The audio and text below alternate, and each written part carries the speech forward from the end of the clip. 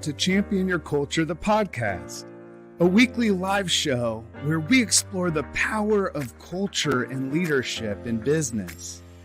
I'm Ryan McCarty. And I'm George Rogers, and we go live every week to learn from each other and hear from other experts about how to effectively champion our team members and ourselves. So join us live every Wednesday on our social networks or subscribe. You can listen to Apple, Spotify, and Google Podcasts. Now, let's champion your culture. What's up, everyone? Ryan here with Champion Your Culture, the podcast. We're here with you. Excited to be here with you today. I think I've got an issue with my audio here, so I'm just fixing that here. Let's check with this here. All right, check. Are we in? All right, we're live. All right, good. All right, George is coming in. Welcome to Champion Your Culture, the podcast. We go live with you every week. As we stated, there's George. We're excited today to be with you. Very important topic, George, on communication. Before we jump into it, how are you, sir? Communicate what time we were starting today, so I didn't. Oh, really? You didn't get the notice? I'm out of breath. I would imagine so. I didn't know we were starting on time today. All right. Well, I know that we typically do start on every time. single week for the last 60. What are we on now? 69. This is 69. That's really cool, man. So anyway, So Champion Your Culture, brought to you by Culture of Good. We're excited because we have a lot of great things coming up with Culture of Good and terms of training, development, everything leadership and culture. I did want to mention as we kick off the show today that if you're interested in bringing George or I to your next event, keynote, workshop to bring into your leadership development team to kick off this next year, 2024, right? Yeah. With a sense of like, I know what I'm doing with my culture. I know that we have an intentional investment development into our leadership. Yeah. Because at the end of the day, it all comes down to that, right? So I just wanted to mention that as we kind of kick off the show today. So kind of missed that. I don't want people to think we're just putting on a show every week. We also want to come into your business and do some business. Yeah. Do some business, put on a show. You never know. I think, a lot of people don't realize how funny we're not. But no, I think they realize that. Yeah. But we got a ton of good dad jokes. Yeah. And stories to share. Yeah. And so it's not a show that we like to put on in organizations, but we really like to get into organizations and really find their cause, their purpose, their why, and really tie a lot of what they're doing into why they're doing it, and give that connection to their employees and really lead them, whether it's soft skills, hard skills. That's something that we're very passionate about. We have the opportunity this year to travel all over to do those things in several organizations and companies. And we're looking forward to what 2024 is looking for. And I'm excited, man. A lot of keynote speaking engagements are coming around. Yeah. A lot of opportunities for, workshops and leadership development. So we have a 1 to 5 year plan for organizations that we partner with. So if your organization is interested, let's connect. Yeah, I think one of the things that we find a lot of times is within the HR space and within anything, it's easier to come up with ideas than it is to implement them. Yeah. And you're going to, at the end of the day, have far more ideas than you have the capacity to implement and to take action on. And so what we love to do is simplify processes and create strategies around what you're doing really well and amplifying that throughout the organization, ensuring that every layer of leadership is empowered and equipped to lead that change with you. Organizations are going through a lot of change lately, and it's really important. Not lately, all the time. We're constantly evolving as organization. I always like to say it this way, George. We're not leading organizations. We're leading organisms. We're leading human beings, people. And at the end of the day, we have to be engaged in a way within our culture and leadership development where people are saying, yeah, that's a type of business I want to work for. I love working here because it affords me the opportunities to give back, to do good, to care about my coworkers, my teammates. Like, I feel supported in this space. I feel like I belong here. That's a kind of effort that we're reaching for, you know? True. I just got on LinkedIn and I just shared the podcast with everybody. So thank everybody that's watching live right now on LinkedIn, Facebook, Instagram, Twitter, wherever you're watching this from, and also listening, YouTube as well. So shout out to all those people. And had an interesting conversation. So I want to ask you this. I want to ask the audience. This is kind of a little icebreaker to kick off the show. That's really strategic. So when I was in North Dakota last month, 2 months ago, whatever it was, September, right? One of the young ladies on the staff there on the team who I click with right away because we just kind of think alike. We're always thinking about food and snacks. So like we can always talk about those things. One of the things that she asked, she's a professor at a college there in North Dakota. Is Starburst. Everybody knows Starburst, right? Right. Great candy. The original colors, orange, yellow, red, pink. Yes. Those 4 flavors. Put them in order from greatest to least. Like, which one are you throwing away? But start with your favorite. Like, when I open up the bag, this is the color. Remind me what the colors are. Red, yellow, and pink, and orange. And orange, yeah. So I'm going first for... The first thing I want is I want that tanginess. And so I want the red. Okay. Because it's sweet and tangy, but it's a strong, I feel like it's like the strongest of them all. Okay. I usually then go toward the it's red, yellow, orange, and pink. Yeah. I usually then go to the orange. Okay. Because it kind of trails with that. Okay. And I want to end, and then I go with the yellow. Okay. Yeah, because it's probably my least favorite. And then I end with pink because I want that to be the taste in my mouth when I'm done. So I strategically think about this. Yeah. So is red your favorite? Or is pink your favorite? Pink. So pink is number 1, then red, then? Yeah. We're throwing yellow away. I would throw...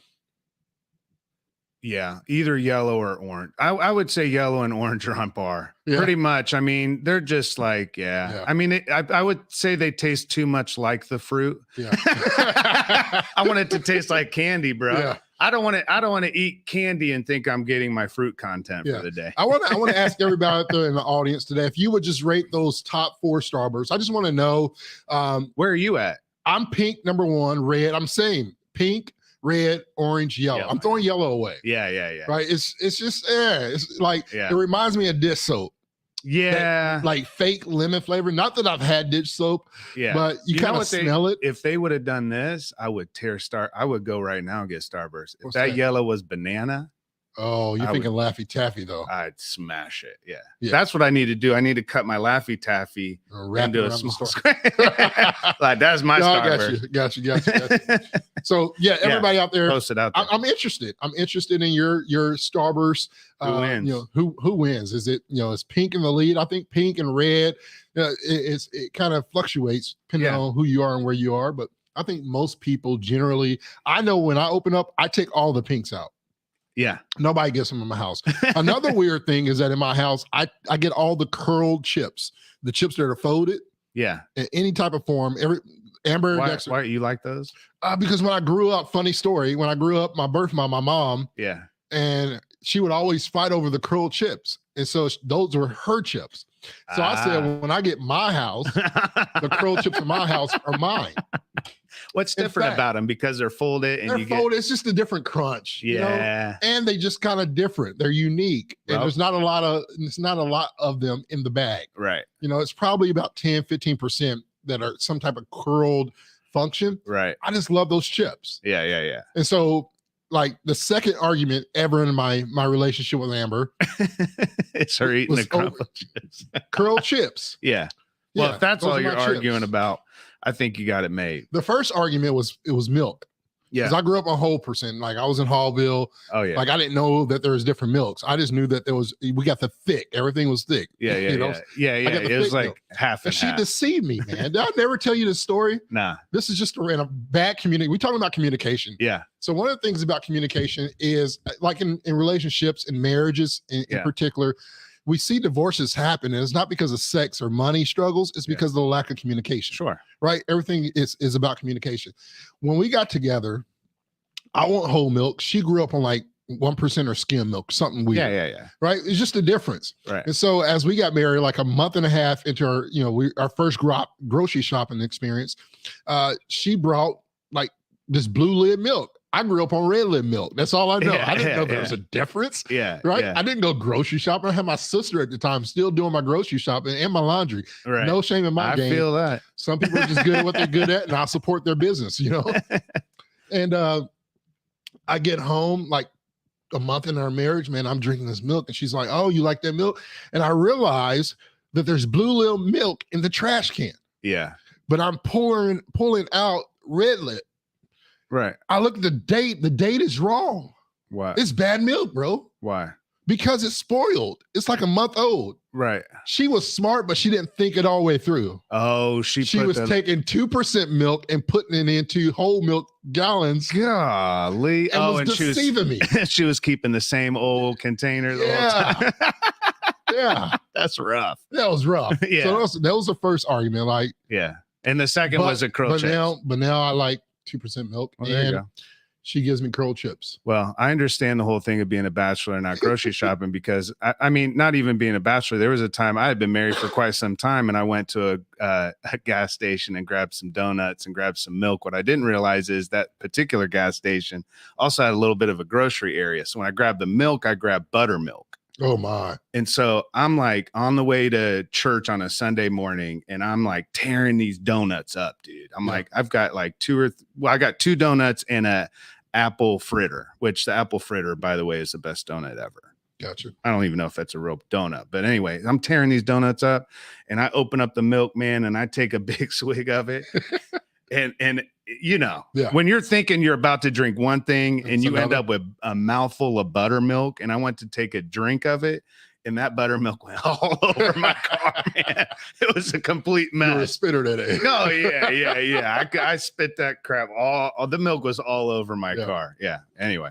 Now, I don't know what this is. Shout out to Hillary. Thank you for conversating with us on LinkedIn. Hillary said this. She said she agreed on all the flavors with the Starburst. Right. I think everybody. She said we need to check out Starburst Reds. I don't know what that is. It's just all red Starburst. All red Starburst? Is that what it is? Hillary, is that what it is? I'm guessing. I'm interested in all red Starburst. As a Buckeye, I like red things. Yeah. But give me the pink Starburst. Yeah. I just what if we find out it's all psychological and it's like Fruit Loops where there's all the Fruit Loops. All the Fruit Loops taste the same. Yeah, true. I think that's the one. I think there's one that's like that where like they have different colored dye, but Tricks. Is it Tricks? Tricks are for kids. Yeah, because they're tricking you. Yeah, I remember that story. Yeah. It's There's Tricks. no flavor. Right. Yeah, it's just dye. It's the same thing over and over. Yeah. Once again, communication is the issue.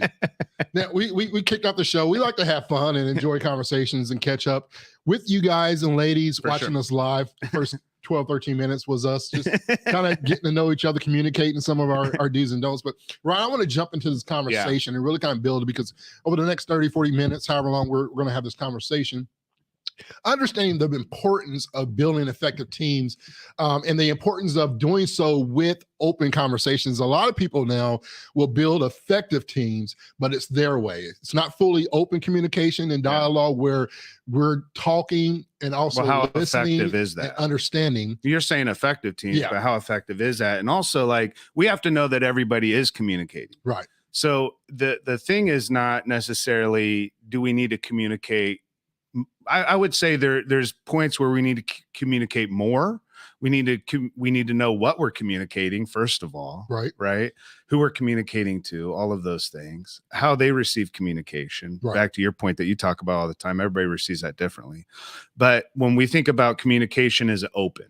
Is it transparent? Are there, do we feel like there's open communication between leaders and teams, or do we feel like most of the communication happens after the meetings? Yeah. You know what I'm saying? Like we said last week, like, as a leader, sometimes we think people love us. And then when we walk out of the room and the conversation actually starts. Yeah. And it's not about loving us or loving the decisions that we're making. It's about, are we talking about this collectively, or do we feel like we have to be selective in terms of how we communicate in open ways and how transparent we are. And then, do we have strategies around that? Right? Because if we don't have a strategy, then we don't. Every strategy includes a plan, and it includes a leader that owns it, right? Right. And so if we don't have a strategy, then we don't have a plan for communication. So it's not a matter of is communication happening? Mm-hmm. Is it happening well? Yeah.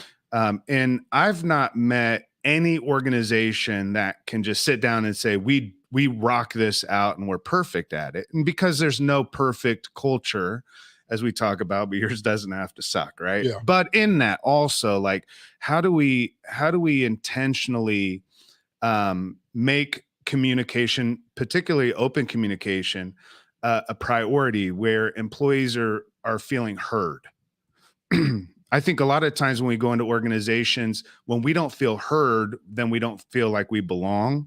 And when we don't feel like we belong, we don't feel like we can actually contribute toward the conversation. Yeah. A lot of the conversation is a one-way street. So we're receiving it from the top down, and we're getting the information, and we're told then to, as middle managers or leaders or whoever it is, to disseminate this among everybody.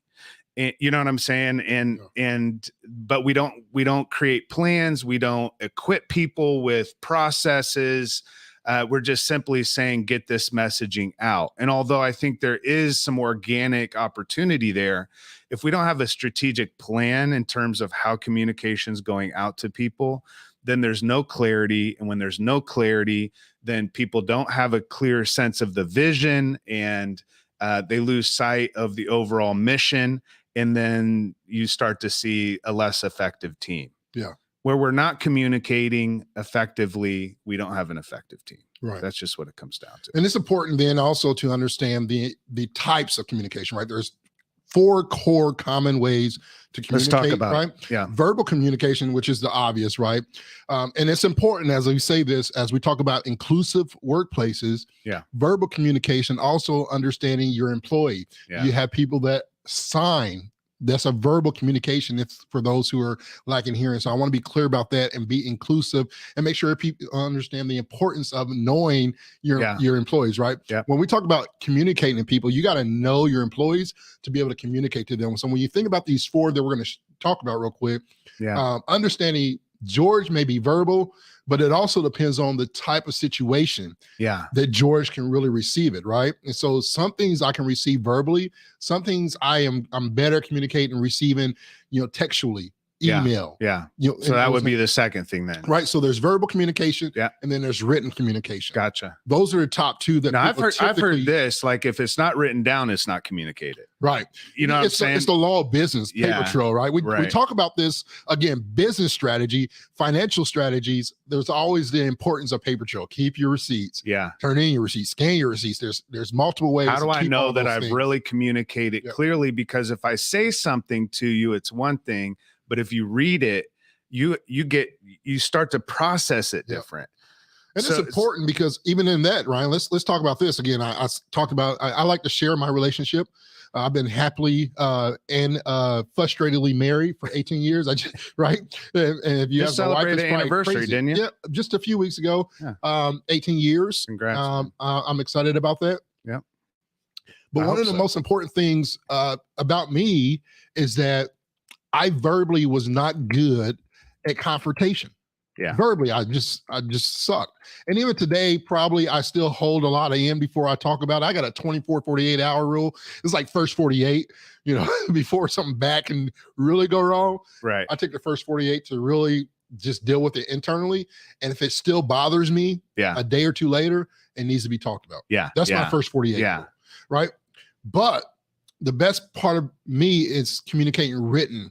The problem with written, though, is that there can still often lead to misunderstanding and misinterpretations. Yeah. Because I can say something, you have to assume my tone, my body language, and how I feel about what you're reading. Sure. So although there's written communication, you still need to follow up with some type of verbal, but also understanding, hey, how does Ryan typically receive my messages? Don't you Do hate I need when to put a somebody, smiley face at the end to make sure they know that I'm happy? or if it's all caps, you know that Yeah. person's like, Yeah. are they yelling at me? But my dad, Tim McAmey, shout out to Pops out there. Yeah. He's legally blind, so I have to put all caps. So I'm always yelling at him because he has to have, it's better for him. That's interesting, man. Yeah. Yeah. I mean, that's the idea, right? It's like when a leader knows how to do that well. So you've got the verbal, right? The written. So we got the verbal, written, and then the non-verbal communication. Yeah. This is typically what a good leader notices about their employee. This like is body the language. The tone of their voice. Yeah. George is a little bit different. He's not the same guy. Yeah. George isn't whistling or singing. Something's on George's mind. He's either really focused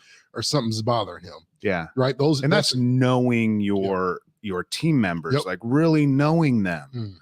Yeah, I mean that really matters. I just watched a TED talk about this very thing, that you can identify who someone's talking to because every single person you talk to differently. Yeah.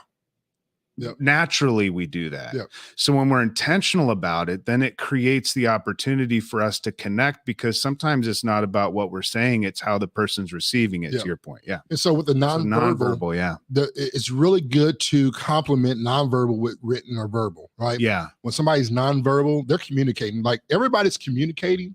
Yeah. You just got to recognize how they're communicating. Some people communicate with their body language. Some people communicate with their tone. I know that I got people that communicate facially. Yeah. Like you can tell a lot about somebody just by how look in their eyes. Look in their eyes. Yep. Right. Yep. When you're having a meeting, you don't need nobody. If nobody's saying anything, if you know that Sarah, sorry and rotten attitude, is over in that corner and she looking at you with a stank face, she's communicating. She ain't gonna say much. Yeah. But you better make sure, it's like eyebrows going up. Sometimes it's going in to talk to your boss is like your sibling talking to a parent, where you're like, you go in, you're like, yeah, we're gonna support each other, we're gonna talk, and then you get in there, and you're sitting there and you bring it up. And your boss is like, what you talking about? And then you look over at your coworker and they just look down at the ground. You're like, okay, that's a body language you don't want to see. All of a sudden but that's it, right? You see it through facial expression, through tone. Yeah. When there's, we're constantly interpreting in that sense, right? So we're as someone's talking to us, we're interpreting constantly. We're looking at those kind of cues, those social cues, to see, is this person in support of me? And I think as a leader, one of the best things to that point is like when we, like in the morning, and it's natural for us, but the first thing we're going to do before we get into work is we're going to give a hug, or we're going to, you know what I mean? We're going to connect in a way, because that body language matters. Right. And no matter what else is going on in the world and work, we're here together in this. Yeah. And then the last one is visual. Yeah. Right. Whether it's presentations, we like videos, whatever it may be, something graphic, images. A lot of this time on the visual is used mainly for inspiration. But I found it important to balance that out. Not just every time, we know George brings, because if it becomes redundant, people lose that connection. It's just another thing, right? Yeah. So you want to mix it up and really be effective on that cause and not really burn it out, but also understanding some people communicate better visually, right? Well, think about this, like when we were putting all this mess up here on the wall, right? And we're going to change the set over time, but we're going to put the heart right in the middle. Yeah. Why? Because we put the heart in the middle of everything we do.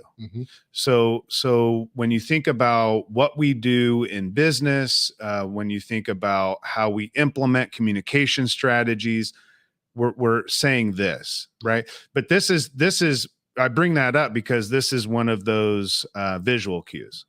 It's like when you see this, there's heart to this thing. You know what I'm saying? So like within a business, we can do that within a business when we do put the values on the walls, but we have to back it up with action, and we have to back it up, making sure that what we say and what we do align. Yeah. And I think that's the communication that matters too, is like, at the end of the day, what's going to speak louder than words is your actions. Yeah. But your words have to back it up too. It's that promise of authenticity that we talk about through the culture of good. The fifth promise, to be authentic in our words and actions.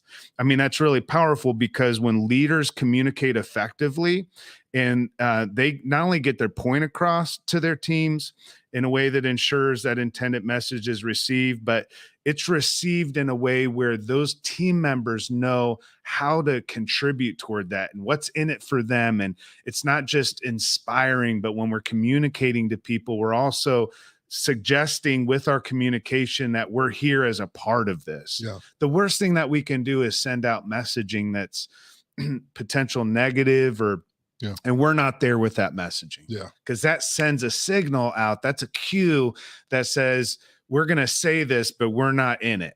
Yeah. Like, you know what I mean? As Mhm. leaders. So to actually show up in the midst of how we're communicating and to be there. Yeah. And to say, all right, this is where we're going.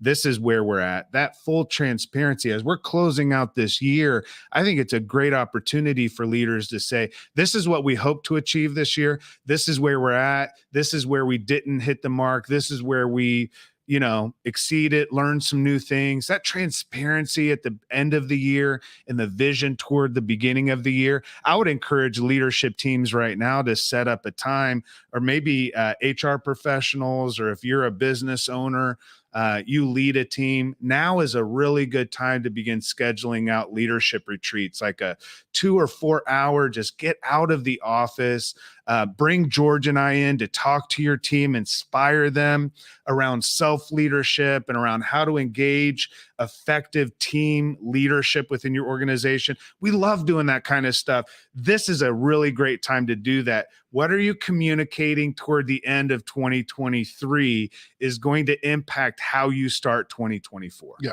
You said something that's important, and I want to talk about it as well, the feedback culture and defining that, right? Yeah. Culture where employees feel valued, they feel like they're being heard, the importance of that, right? And so it's a two-way street is what we're saying. Yeah. Right. It's one thing to hear, it's another thing to be heard.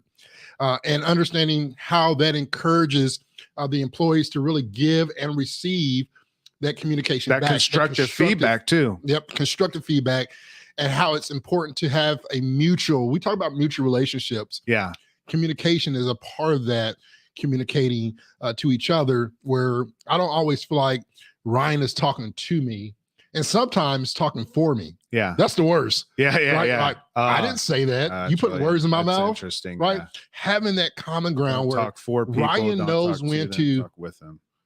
You listen. Yeah. Don't talk for them. Don't talk to them. Talk with them. Yeah. Like that idea of checking in and what you're talking about it, because if I'm not communicating with you, it tells you that I'm growing at a level that you're not. Yeah. Because I'm privy to information you're not. Yeah. I know what's going on and you don't. Yeah. It's clear to me, but it's not clear to you. So at the end of the day, what communication tells you from me as a leader is we're growing together. This, to your point, this is mutual growth, and that growth mindset matters. But for us to have that, we have to be able to communicate, because if you don't know what's going on, how in the world are you contributing meaningfully toward what's going on? Yeah. I mean, at the end of the day, that's just what it is, man. And when there's not a lot of communication, just think about the engagement factor of this, right? Yeah. We got some facts on the importance of communication and how it really keeps people engaged, right? Up 60%. It increases employee engagement by up 60%. Yeah. Like when we're talking about engagement, the reason that engagement goes up 60% is because leaders become more effective. Yeah. There is no such thing as effective leadership without effective communication. We'll just say it that way. Yeah. Yeah. I mean, it's true. And this leads, I want to ask the audience a question. When we talk about the 4 types of communication, and even talking about, effective communication and communication within effective cultures. Yeah. I'm interested in hearing back from some of the people out there listening to us right now. What are some ways that you have found to be most effective when communicating to your employer or your direct leader? Is there open communication where you feel comfortable? I guess the question is, do you feel comfortable enough communicating to that higher level of leadership, your supervisor, your director, your leader, your manager? Gotcha. Do you have a relationship good enough to be able to communicate? Yeah. And if so, what is it? Because I'm interested in what the connection, because it's different from my communication with you is different because I've known you. Yeah. Right. I've known you for 30 years plus. Yeah. It's different. Now, my communication with Scott is a little bit different because our relationship is a little bit new, right? And so our conversations typically start off with the typical, how's everything going? The common ground is that we have some interest in music. Just because I love all types of music, so I'm a little bit different than most people. I don't have like this set genre. I like a little bit of everything. It depends on the mood. Right. Sports. You know, I went up to his office yesterday just to dig at him just a little bit about Ohio State Purdue 2 weeks ago, 41-7. Not a big deal. But I just want to make sure he was all right. I care for him. I'm sure. And you know, but the important thing is before I just blat it out. Hey, how you doing? 41-7. I wanted to make sure he was in a good mood, because the worst thing you can do is go into another man's office or another woman's office and just you know, talk trash, not knowing where they are. Especially around football. Especially when it's an alumni situation. It's a bad deal. But it's important. So understanding that the connection, but what is it about your connection that makes you feel comfortable? What is it about your disconnection that doesn't allow it? I'm interested in that feedback. So as you're doing that, I want to take a break for craziest shit in HR. You cool with that? Let's do it. All right. Craziest shit in HR. And we're going to look at the top 10 things that HR people say, what they're actually saying. All right, here we go.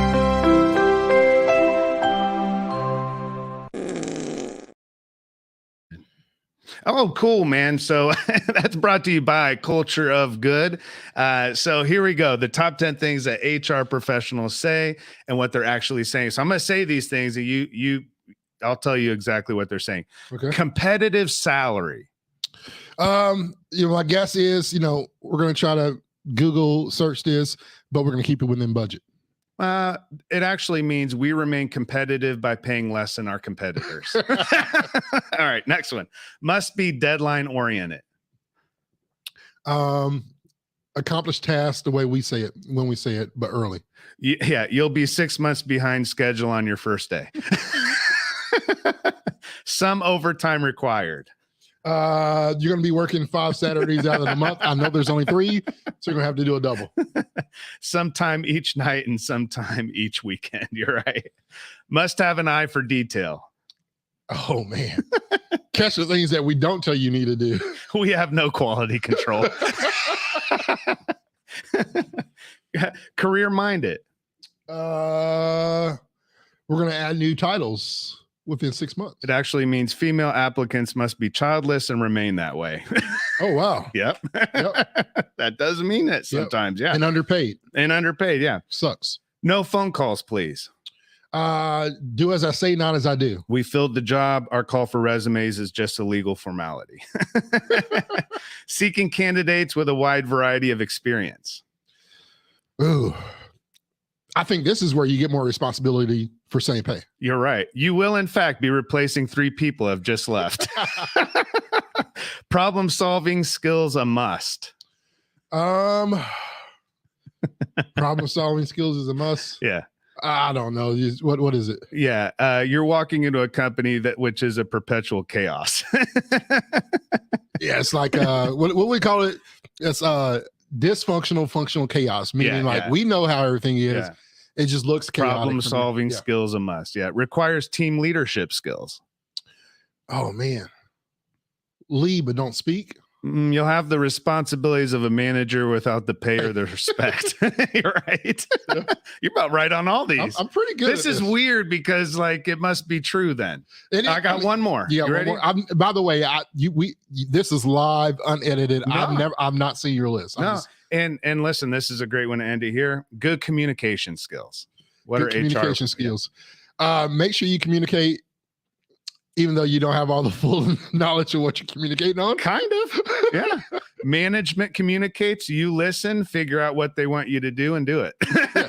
That reminds me of another story. Have you ever, it reminds me of that mom or dad. For me, it was a mom, didn't know my dad. Yeah. And she would walk in the house and look at something. And we have to figure out what she was looking at and why she had that angry face on. And we better fix it. But she wouldn't communicate. She just look at us, look, shake her head, and turn around. It's like, oh, shoot. What did we forget now? What needs to be done? Yeah. That's kind of how the workplace is, where they don't communicate your language. They don't speak your language, but they expect you to do something. It's like, do as I look, not as I say. Yeah. Here's a couple of things that are really interesting, because that's, to your point, the result of that is, if I'm in that kind of environment, I feel less valued. Yeah. Because if my voice doesn't matter, and if what I have in terms of my perspective, that tells me there's not a culture of diversity. A feedback culture is a inclusive culture. It's a culture that is diverse. It not only welcomes diverse perspectives, it celebrates them. It not only acknowledges the differences among people's feedback, but it also allows for people to see that their contribution does move the needle for their team, right? If I have something to say and I've been a part of this team, and I feel like, what I have to contribute can meaningfully make my team members' work and their experience better, but I don't have the space to do so, I'm going to feel less valued. So what we found in the data is that 70% of employees feel more valued when they receive regular feedback. Mm. So tell me how, and this is constructive feedback. This isn't just criticism. Okay. This isn't just critiquing what's going on for the point of ensuring that that you could have done that better. Constructive feedback is giving the opportunity of saying, this is what you did really well. These are the areas. So an example of this would be if I went and saw you keynote speak, or facilitate a workshop. After the workshop, what type of feedback would you like to receive? Would you like me to just say, here's some of the stuff that I would have done differently, and kind of leave you there? That leaves you in this perpetual mental feedback of, oh crap, I'm not good enough. And then the next time you're doing a workshop, all you're thinking about is what you could have done better. Right. So in terms of creating constructive feedback, being able to say, George, when you connected with the audience in those ways, I saw their face light up. Do more of that. Yeah. You know what I'm saying? And that doesn't mean that there's not times where I'm don't have the space to be able to say, I would have done that differently. But being able to give feedback in a way that empowers and equips and gives opportunity for growth rather than just criticism. Yeah. That's the growth mindset. That's where we have that growing together, in that unity, and what you talked about, in that ability to be able to say there's team cohesion, and we have that open communication, and people know what's going on. Yeah. That feedback, the feedback communication impacts all things. One of the things that I think is important, and I'm gonna dig here in a little bit, and pull up some of the stuff that we found over at Lighthouse Research and Advisory. But I know another other facts that we found out with feedback culture is that it can lead to 40% lower turnover rate compared to organizations that lack open communication. Right. And so that feedback is important. You said, what's important of good feedback and good communication? Open, constructive criticism, and constructive feedback, even recognition, right? So we have that constructive criticism, but also be constructive about how you recognize your employees, not just recognize them with a pizza when George hates pizza. Yeah. Right. And so there's communication that impacts all things. I think one of the most important, you say, we always talk about ROI. That's one of the biggest hurdles for organizations when it comes to us going in and doing leadership development or some workshop. Yeah. It's like, what's the ROI on that? Well, let's look at retention. That's the greatest grade right there, because employees want to be a part of a company and an organization where there's good culture, and part of that good culture is because of effective leadership, and effective leadership that communicates. People want to be, I want to stay here at Roundry because I know Ryan's going to communicate to me, whether it's good, bad, or ugly. We're going to have some direction. Yesterday, we were supposed to record a lot of content, and we spent most of our time talking about strategy and the importance of that from both sides of the table. It wasn't Ryan, hey, this is what we're going to do and how we're going to do it. It was constructive. We literally essentially just dreamed out a good strategy. Yeah. That's going to be able to, pivot us in a different direction. And so only way we have that is through effective leadership, effective culture that's honest and open to say, hey, I have the freedom to share what I really have on my heart and my mind. Now, it may be horrible, but at least I have the opportunity to risk it to see if it's worth it. Yeah. Right. Yeah. And take it to the other level. So that feedback culture is so vital. If you want people to stay, let them speak. Yeah. Well, there you go. And not just stay, but also contribute meaningfully Right. toward the performance of the organization. Teams that engage in regular feedback are 2 times more likely to exceed performance goals. Yeah. Why? Well, how it goes back to the very thing that we're talking about in terms of also ROI.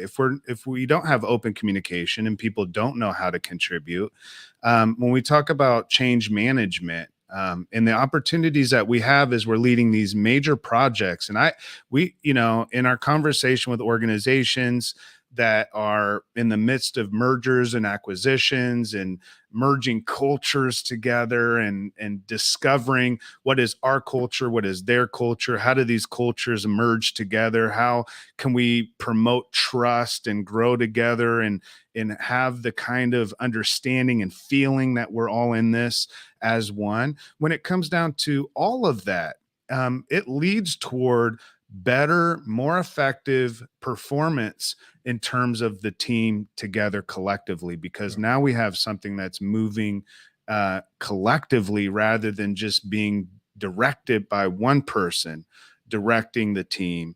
It's the team as a collective, cohesive unit, Yeah. right? That have the same, because when we talk about culture, we talk about how most people feel, believe, and behave most of the time. Yeah. So how do people feel about the communication? Hmm. How do people feel about the feedback? You can't tell me that there's a feedback culture if people don't feel that there's a feedback culture. Yeah. If people don't feel right, and you say, well, that's just subjective, but Yeah. we have to feel it to believe it, to behave it. Right. If you don't feel it, you don't believe it, you don't behave it. Yeah. So if we're saying we prioritize communication, we prioritize leadership. If we prioritize leadership and we prioritize culture, we have to prioritize communication. Yeah. If we don't prioritize communication, our people will not feel it, and we don't have a strong culture if we don't have a strong feedback culture. So one of the things that, and this is just our new research that I did with my good friend Ben Eubanks over at Lighthouse Research and Advisory, peace, performance, engagement, and culture enablement, over 1,000 Yeah. employees on the employee side of things. One of the things that stood out to me, and one of the questions we asked was, how well does your workplace culture foster a sense of community and belonging among employees? Yeah. Those people who said, if they do it very well, so that Yeah. our company fosters that sense of community and belonging, are 8.5 times more likely to say, this is the key, that our organization gives good feedback and communication. 8.5. When I have a connection, 8.5 times. 8.5 times more likely to say that our company updates and communicates great. And these are people that effective. are saying that they have a good culture. They have a good culture. Okay. When I have a good culture, right, compared to those that have a dysfunctional culture. So the Yeah. question was, how well is your company's culture, Right. Functional or dysfunctional mess, Yeah. right? Yeah. Those who said it was a dysfunctional mess, 8.5 times less likely to say, man, our communication is good. Well, there you go. Communication is a thriving force. It's one of the chambers, right? If we talk about the heart of a company, right, the 4 chambers of the heart, Yeah. one of those chambers has to be communication. Yeah. Yeah. Right. We can talk about the other chambers, and Yeah. we can talk about trust and the importance of that. Yeah. But But one of that those comes from key- communication. Communication really, I mean, if you think about it, if you're trying to foster trust, Yeah. and we think about trust in terms of how it trails and is connected directly to a leader's values. So if you're my leader and you're leading me, then I know your values. Mhm. If I don't know your values, you are an authority figure in my life, but you're not leading me. Wow. The reason that I know that you're leading me is because you not only have authority, position, title, experience, skills, all of that. The reason that you take a leadership role in my life is because I know what your values are. Yeah. How do I know what your values are? You've communicated them to me. You've said them verbally. You've said them, you've written them down. You've said them non-verbally, right? You've said them through your actions, through your facial expressions. You've told me what you care about. ultimately at the end of the day, I know you because you've communicated your values to me. So at the end of the day, it really comes down to that, right? It comes down to there is no leadership within an organization where team members do not know, those that are in authority, they don't know their values. Because where's that trust coming from? I know I can trust you because you live up to your values. Yeah. I know I can trust the organization because it lives up to its values, not because you say you have values, but you live up to them. Yeah. So it's the communication of those values, the communication of leadership that allows for us then to foster and cultivate from out of the communication, foster that trust that allows me to actually lead you and not just direct you, not just tell you what to do, Yeah. but be a leadership figure in your life. And that lives and dies with communication. Yeah. It lives and dies with it. To your point, 8.5 times. Yeah. Huge. That's huge. I want to share a couple of definitions, Yeah. and then I want to end this podcast, if you don't mind. Yeah. Giving some true action steps for leaders Let's do out it. there, HR leaders, directors, CEOs, whatever your title is, and you're in a position to lead, or you have a desire to lead. Maybe you're in a management position, understanding that you lead Emerging people. leaders too. Yeah. I mean, there's a lot of leaders that have this heart. Mhm. They're like, man, if I had a team, I could really do this, Yeah. right? But these are things you can start to live up to. So let's define. We use the term feedback culture Yeah. a lot. Let's define that and kind of share what that means, if you will. Just Yeah. kind of do that. And I want to talk about even define the growth mindset as well. Those two definitions is important because we speak that language a lot. Do people truly understand what we're saying when we're saying that? And so when we talk about feedback culture, Yeah.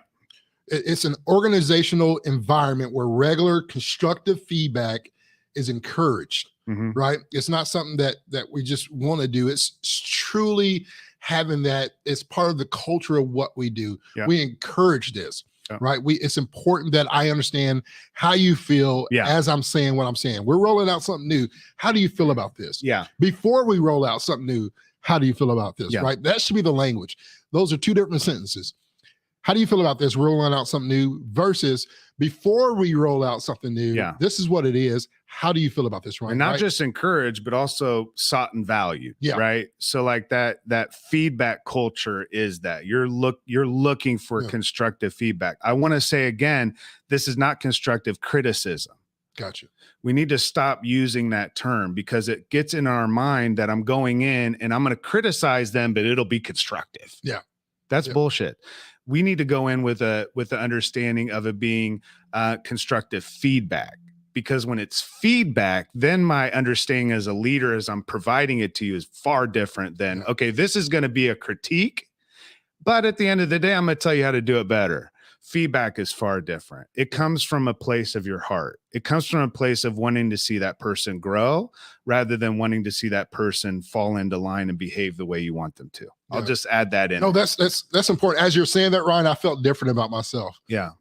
The words that we use, we don't think about entirely too much. The difference between, hey, I want to give you feedback, and hey, I want to give you some criticism about yourself. Yeah, right. Well, just the way it makes you feel. Like, I don't want to go into another office meeting with my leader when all they're doing is giving me constructive criticism. Right. Now, if they're giving me constructive feedback, that's different. That tells me that I'm going somewhere. Criticism tells me that the days of my life in this organization are limited. Yeah, it's good. But when I have feedback means I'm getting invested in. Yeah. Why are they giving me feedback? Oh, they want me to be better. Right. They're feeding me back because I've invested and I get fed back. That's that idea too, is like, and getting feedback, to your point, allows for us to have an understanding of where people are. Yeah. Because if we're constantly just putting them into the system as a cog in a wheel and making sure they just turn like everybody else, and as long as they're turning, all the other gears turn. Yeah. Then eventually gears wear out, man. Yeah. And we got to lubricate that gear, and we have to constantly be providing the feedback. We have, that piece of it, I think, is a really good point to make as we think about these definitions. And then also this growth mindset piece. Well, I'm thinking here, when I get good feedback, where there's good feedback culture, Yeah. growth happens. Yeah, because it gives me the How good is opportunity to grow. how good is growth in criticism? And that tells me too that if I'm wanting to grow, what am I looking for? Feedback. Feedback. Right. So what's the one of the primary ways for you to grow as a leader is for you to ask your leaders Yeah. for what? Feedback. Feedback. Yeah. Growth mindset. Yeah. How do we define that? Growth mindset, we would define as a belief that abilities and intelligence can be developed through dedication and hard work. So it's not about just thinking big. Mhm. It's being able to understand that our abilities and our growth and all of that can be developed through dedication and hard work. I love that kind of mindset. Yeah. Because it's not a mindset of saying, a lot of times we think about a growth mindset as somebody that just thinks big. Yeah.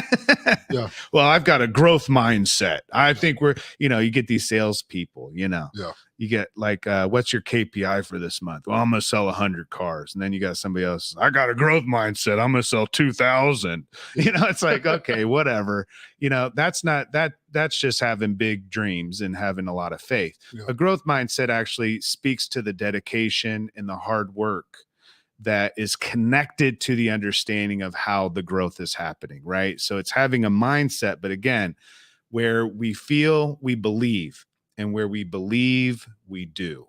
Yeah. And so that behavior comes from that understanding of growth. How do I grow? Yeah. That's a growth mindset. How does this organization grow?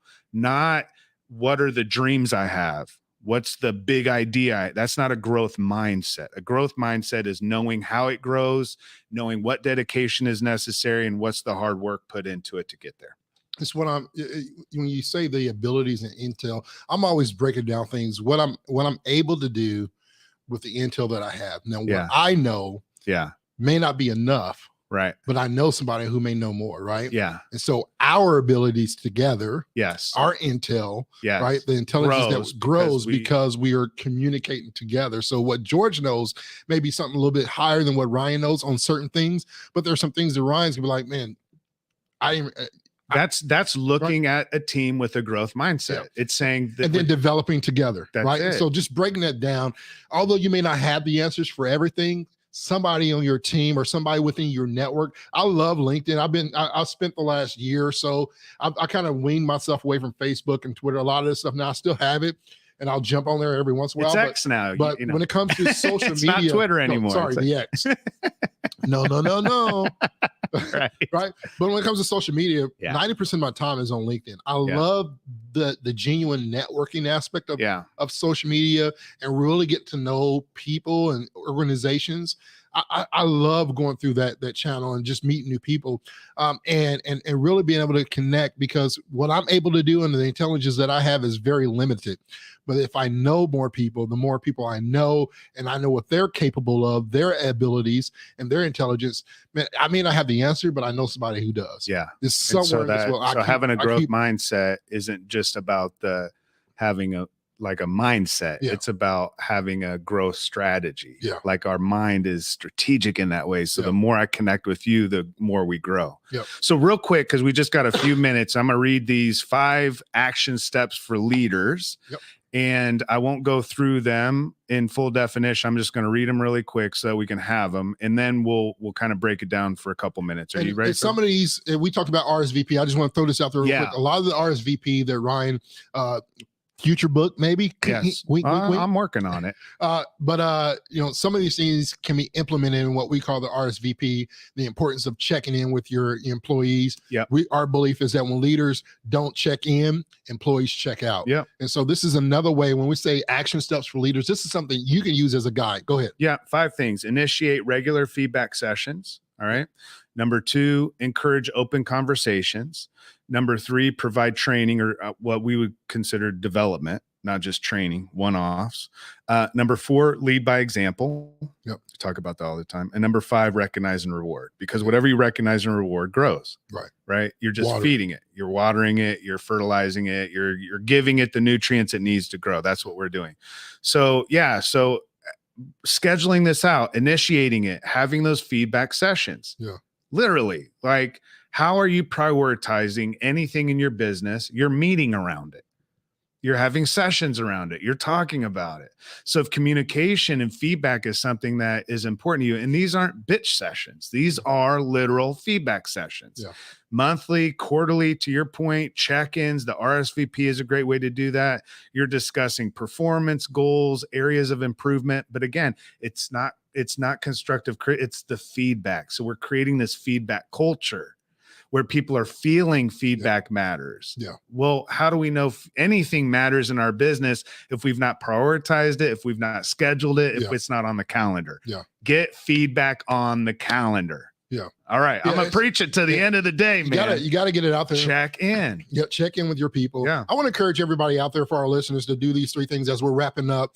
Just some of those closing facts. Yes. Just like you were doing. I think one of the things that you have taught me, last week I got to share how you make me feel.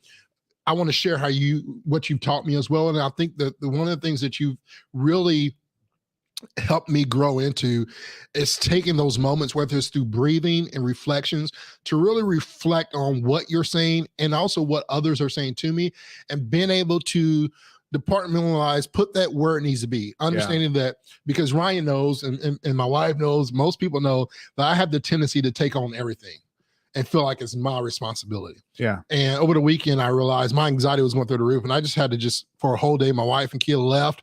I was in the house by myself. Yeah. Right. And I went outside. You told me the importance of really putting my feet in the grass. Yeah. The energy earthing. And the earthing. Like, one thing you've taught me to do really well, and I want to ask everybody to do this as well. When you reflect on feedback that you received in the past, like, what can you learn from it? Yeah. And ask yourself that, right? So reflect on some feedback that you received recently. For those who are watching or listening to us right now, reflect on some feedback that you received in the past, very recently, and ask yourself, what can I learn from it? Whatever it is, what can I learn from it? Yeah. How can I apply it? And where does this go within my life of leadership, work, and or personal? It's good right? stuff, yeah. Don't hold it all in your heart and allow that to weigh on you and burn you out. You want to talk about burnout? It's because we don't place things where they go, right?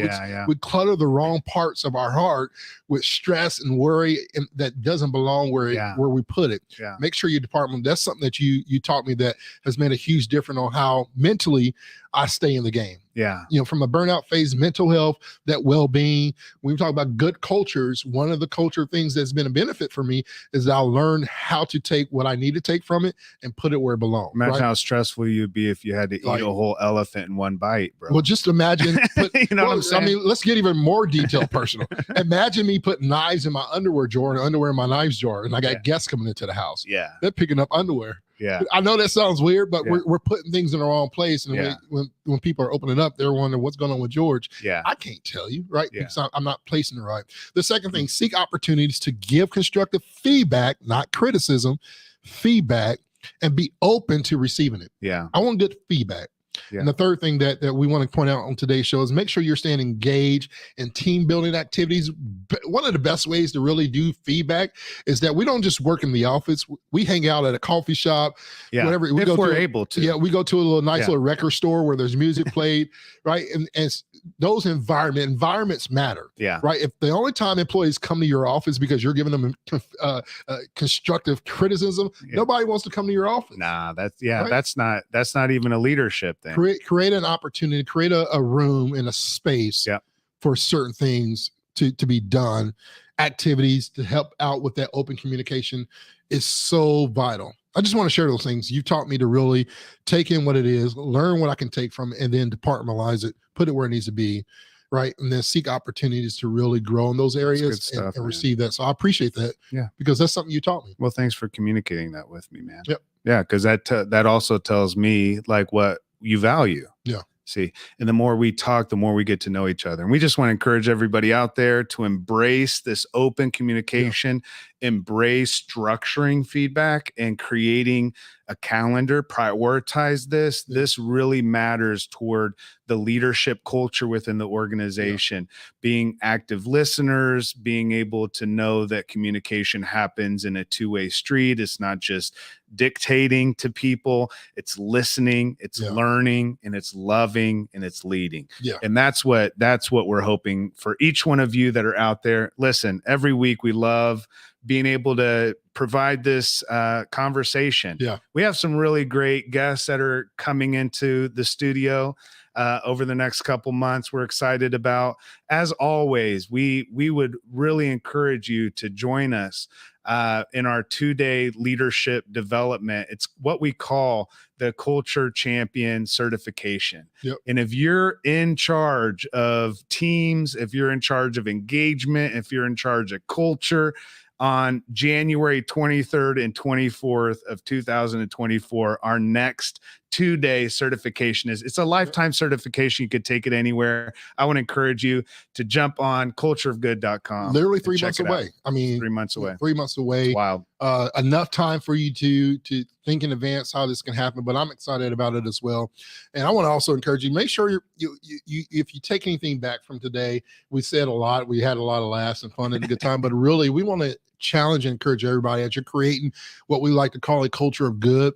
One of those important things to create that feedback culture that allows your employees, your team to really work to foster that growth, that unity within the workplace, and that trust, right? To have a stronger team dynamic. And the fact of the matter is this: we have to embrace it. We have to embrace the change that it takes. And that's the challenge within itself. It's a challenge, but when you communicate well, it's a lot easier. And there's power in it. It's not simple, but it's easy. All right. Well, we're going to be back next week. So make sure that you join us next week on Champion Your Culture. Hi, friends. Thanks for joining us on Champion Your Culture podcast today. We're so excited that you're here and want to invite you to connect with us. You can watch the show weekly on Facebook, Twitter, Instagram, YouTube, or LinkedIn, and listen anywhere you get podcasts. Subscribe today to get new relevant content each week on how to champion yourself and your team. Thanks again for listening to Champion Your Culture.